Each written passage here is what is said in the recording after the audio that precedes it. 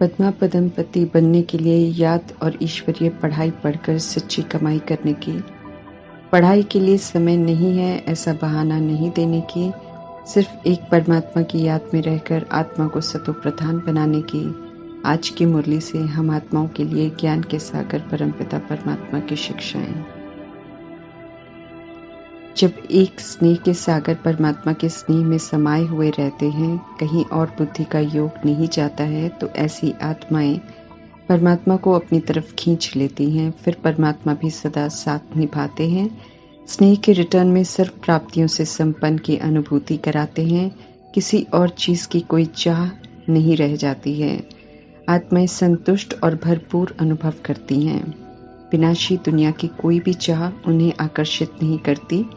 परमात्म स्नेह की मिठास से जो अतीन्द्रिय सुख की अनुभूति होती है, उसके कारण उन्हें किसी भी प्रकार का कोई सहारा आकर्षित नहीं करता, न उन्हें किसी भी तरह की कोई जरूरत अनुभव होती है।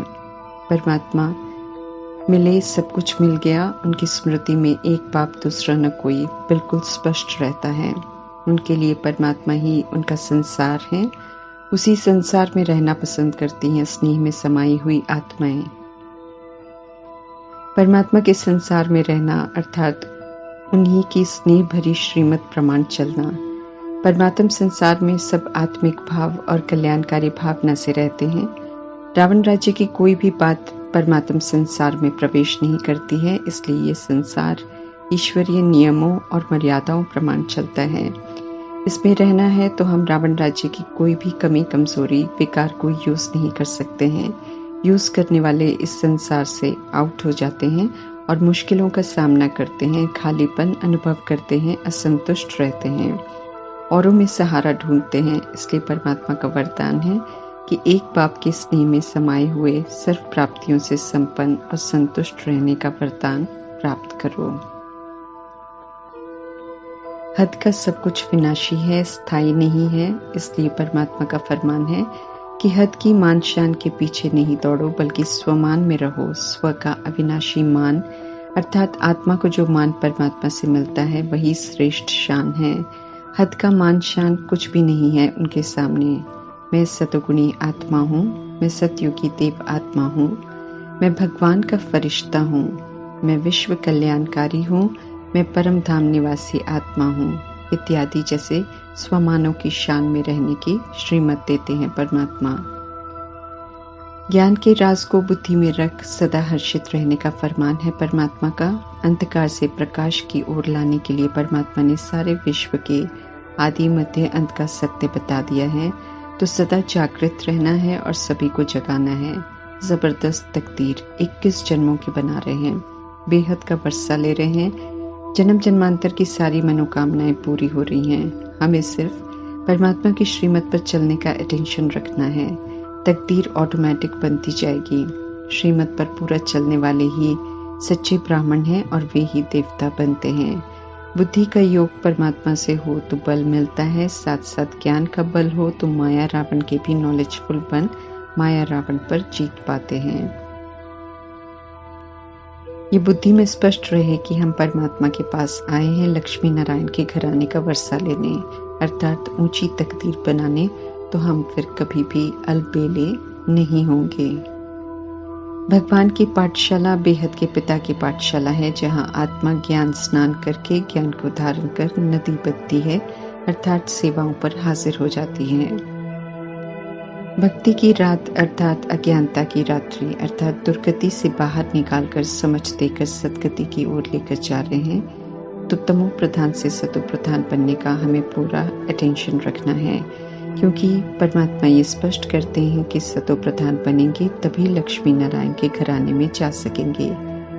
सतो प्रधान अर्थात बिल्कुल बेदाग, संपूर्ण पवित्र, संपूर्ण निर्विकारी, रावण रूपी देह अभिमान और विकारों का कोई भी दाग न हो।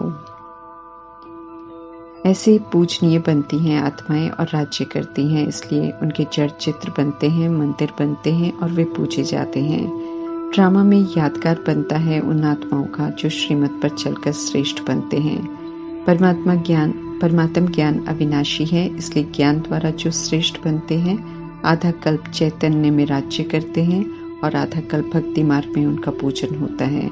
जो परमात्मा से संबंध जोड़ते हैं वे भाग्यवान बन जाते हैं। परमात्मा ब्रह्मा मुख का आधार लेकर सत्य से परिचित कराते हैं और साकार ब्रह्मा श्रीमत पर चलकर नारायण बनकर दिखाते हैं। यादगार में दिखाते हैं कि विष्णु की नाभि से ब्रह्मा निकले। वास्तव में एक ही आत्मा की बात है।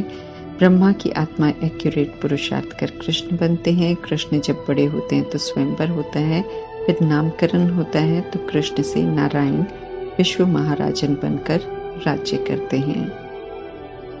भक्ति में मेहनत है, लेकिन भक्ति से प्राप्ति नहीं होती है। आत्मा में कोई परिवर्तन नहीं आता, बल्कि आत्मा पतित बनती जाती है।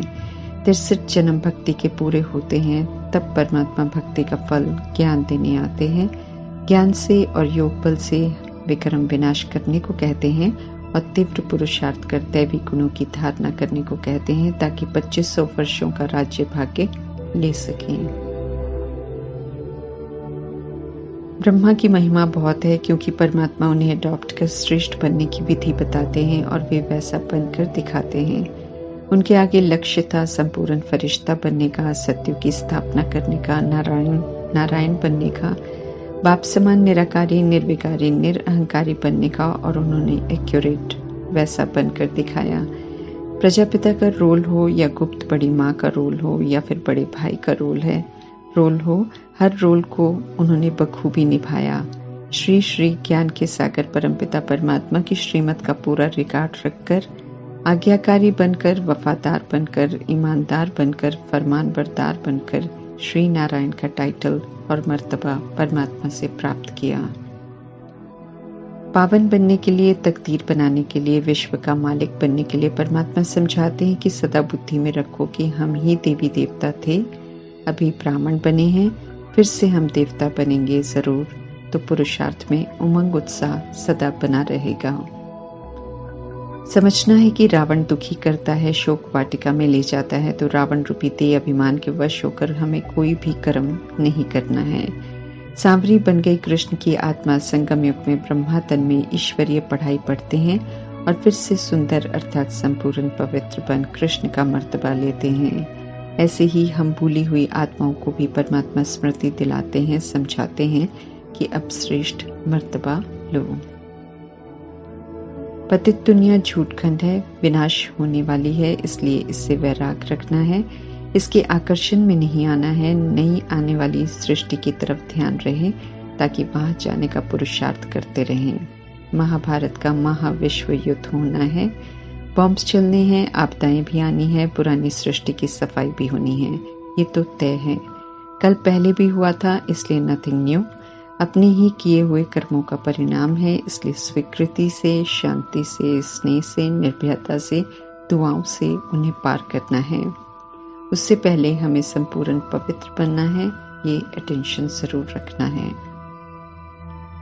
भक्ति मार्ग में देवी देवताओं के जड़ चित्रों से मांगते आए हैं, लेकिन परमात्मा ये समझाते हैं कि जिनके जड़ चित्र हैं वे ड्रामा में भिन्न भिन्न रूप में पाठ बजा रहे हैं। जड़ चित्र तो सुन नहीं सकते हैं, कर्मों अनुसार सब प्राप्त करते हैं। सुख, शांति, प्रेम, शक्ति, खुशी, संपत्ति, हमें जो भी कुछ चाहिए, सभी मनोकामनाएं परमात्मा इस समय पूरी कर रहे हैं।